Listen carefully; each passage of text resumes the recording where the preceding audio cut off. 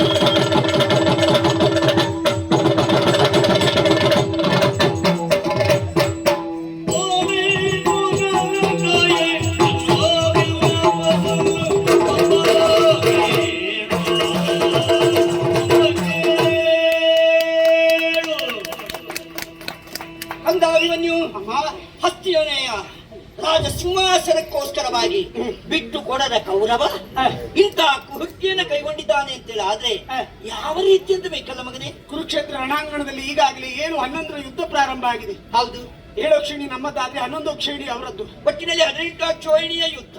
ಹೌದಮ್ಮ, ಇಲ್ಲಿವರೆಗೆ ಗೆಲುವು ನಮ್ಮದಾಯಿತು. ಹೌದು, ಅದನ್ನು ಸಹಿಸಲು ಸಾಧ್ಯವಾದ ಕೌರವೇಶ್ವರ ಈಗಾಗಲೇ ಸೇನಾಧಿಪತಿಯ ಪಟ್ಟವನ್ನ ಗುರುಗಳಾದ ದ್ರೋಣಾಚಾರ್ಯರಿಗೆ ಕಟ್ಟಿದ್ದಾನೆ.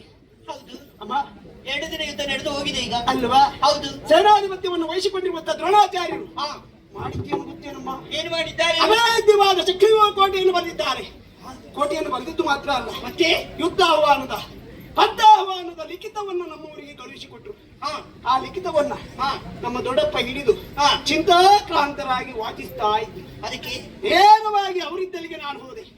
ದೊಡ್ಡಪ್ಪನಿಂದ ದುರವೀಳ್ಯವನ್ನು ಪಡೆದು ಹೊರಟು ನಿಂತಿರುವುದು ಯುದ್ಧ ಚಕ್ರವ್ಯೂಹ ಭೇದಿಸುವುದಕ್ಕೆ ಅಪ್ಪಣೆಯನ್ನು